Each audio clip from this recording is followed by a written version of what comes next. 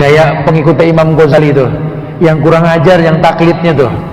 Jadi wajar kalau jebolan Ihya Ulumuddin benci sama sunnah, walaupun ketua sebuah partai Islam, kelompok Islam, organisasi Islam gitu. Dalam kitab Ihya Ulumuddin ini ada lebih dari 1000 hadis yang tidak ada asalnya.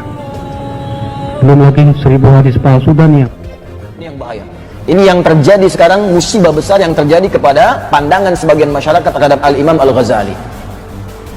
Dudukkan orang yang mengejek Al-Ghazali itu, baca kitab Ihya, suruh dia baca hadis, baca kitab Ihya.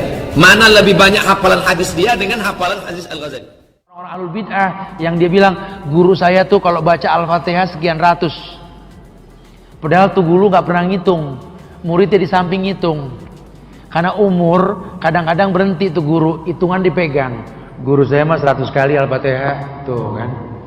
Makanya disebarkan ilmu sama murid-muridnya, jadikan sebuah rotib fulan bin fulan, rotib ini, rotib itu, dimana guru kita mencontohkan baca sekian. Padahal gurunya nggak pernah bilang, ini murid yang kurang ajar. Kayak pengikutnya Imam Ghazali tuh, yang kurang ajar, yang taklidnya tuh. Lawang Imam Ghazali sendiri mengatakan bidha'ati fi ilmil hadis misjaf. Ilmuku tentang ilmu hadis itu lemah, kata Imam Ghazali. Makanya beliau meninggal megang Sahih Bukhari, Imam Ghazali. Cuma muridnya kadang nyetak Ihya Ulumuddin, betul? Disebarin di semua universitas Islam. Setelah ahlinya mengecek, ternyata dari 1013 hadis di kitab Ihya Ulumuddin, 996-nya dhaif. Kebayang gak tuh?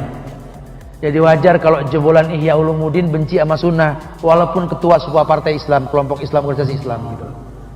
Jadi kita nggak bisa salahkan juga, lawang belajarnya salah. Gue bilang apa? Tapi lihat orang kalau belajarnya betul, 2 kali kajian tahu bid'ah, lihat.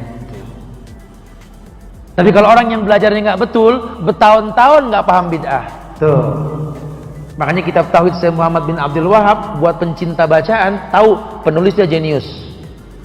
Itu buku kalau kita baca kitab Tauhid dengan sarahnya, bohong yang baca nggak pinter. contoh misalnya hadis kitab yang ditulis oleh Imam Ghazali yang berjudul Ihya Ulumuddin, di mana kitab Ihya Ulumuddin ini salah satu kitab rujukan di negeri kita ini. Dan kitab ini sudah ditakhrij oleh para ulama, ya, seperti Al-Imam Al-Hafidh Zainuddin Al-Iraqi, di mana beliau mentakhrij kitab Ihya Ulumuddin dalam kitab beliau yang berjudul Hamlul Asfar. Dan beliau mengatakan di dalam kitab Ihya Ulumuddin ini ada lebih dari 1000 hadis yang tidak ada asalnya. Belum lagi 1000 hadis palsu dan yang lainnya. Dan Imam Al-Ghazali sendiri sebetulnya mengakui kalau pengetahuan beliau terhadap hadis itu lemah. Beliau berkata, "Bidha'ati fil hadis musjah." Ini yang bahaya. Ini yang terjadi sekarang, musibah besar yang terjadi kepada pandangan sebagian masyarakat terhadap Al-Imam Al-Ghazali. Orang semasanya sepakat para ulama Hujjatul Islam. Hujjah ini, kalau ada orang menyoal Islam, beliau yang jawab. Kalau ada orang minta dalil, beliau yang fatwakan. Mufti besar Hujjatul Islam. Tiba-tiba orang sekarang mengatakan, ini pembuat hadis palsu, tinggalkan Ghazali. Anda siapa? Kalau tidak sepakat, tidak harus mencela. Kalau ada persoalan di satu titik, jangan sampai nilai setitik menghapuskan susu sebelah enggak. Ya mungkin yang baiknya masih ada yang lain. Anda nggak sepakat, nggak ada masalah. Tapi sisi lainnya, siapa yang paling tajam mengomentari ahli kalam pada saat itu? Siapa yang membantah logika kepala filsafat yang banyak memurtadkan orang Islam pada saat itu? Al-Imam Al-Ghazali. Lantas Anda mengatakan, ini nggak paham ilmu hadis. Anda siapa, Joni? Quran beliau hatam, hadis-hadis paham, fikih juga mengerti. Tapi ada pertimbangan kenapa saya cantumkan ini, kenapa tidak, makanya pelajari dulu. Ya itu saya punya kawan orang Syria, tesisnya tentang Al-Imam Al-Ghazali. Kami sedang di halaqah di TV malah saat itu, sedang bareng-bareng. Tiba-tiba ada pemateri mencela Al-Imam Al-Ghazali, itu duduknya langsung berubah, matanya memerah. Dia katakan, bagaimana, apa yang harus saya lakukan? Saya tinggalkan saja halaqah ini atau bagaimana? Kami bilang, jangan Anda tinggalkan. Kalau Anda tak sepakat, jawab dengan cara yang lembut. Tunjukkan kepadanya bahwa apa yang disampaikan tidak tepat. Maka dimulai dengan kalimat, Sayyidi, Jazakallah khair, Masya Allah, kalimatnya bagus sekali.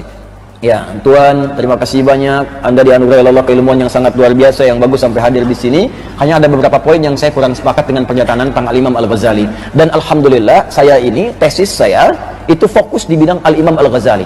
saya telah mensyarah kitab-kitabnya, saya telah kemudian merapikan bagian-bagiannya, saya meneliti Al-Imam Al-Ghazali dari mulai beliau dilahirkan sampai ke karya-karyanya, sampai ke kualitas sanadnya. Maka sekarang kebalik, yang bicara tadi yang mulai begini.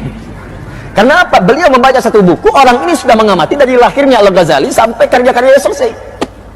Maka disampaikanlah, yang menurut Anda begini tadi, nampaknya menurut saya mungkin agak kurang paham, atau mungkin kurang baca referensi. Anda bisa cek lagi di referensi yang seperti ini yang meluruskan yang Anda baca tadi. Yang Anda baca begini, ini yang kurang tepat. Ternyata ada keterangan lain yang menunjukkan begini. Mungkin Anda bisa baca buku yang ini, Anda bisa baca kalimat yang ini. Setelah mendengarkan semuanya apa yang terjadi, yang satu tidak merasa digurui, yang kedua pun bisa paham dengan apa yang disampaikan. Akhirnya bersahabat keduanya. Selesai. Jelas ya? Dan itu indah, itulah akhlak. Itulah akhlak. Jadi jangan sampai perbedaan pendapat di antara kita menjadikan kita tidak bisa minum teh bersama. Paham ya? Bagaimana dengan perkataan Imam Al-Ghazali, perbendaharaanku tentang hadis sedikit?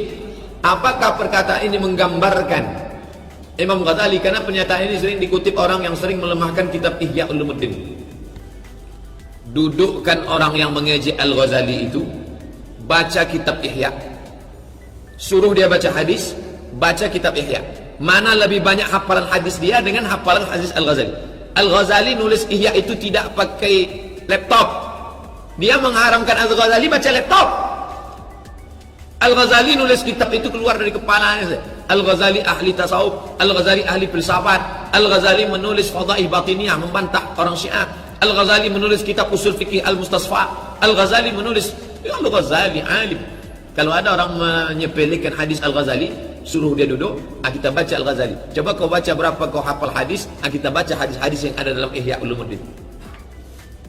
Sampai hari ini belum ada orang yang mampu menulis kitab tentang masalah hati, masalah akhlak sehebat kitab Ihya Ulumuddin. Kalau ada tunjukkan sama saya, apa nama kitab?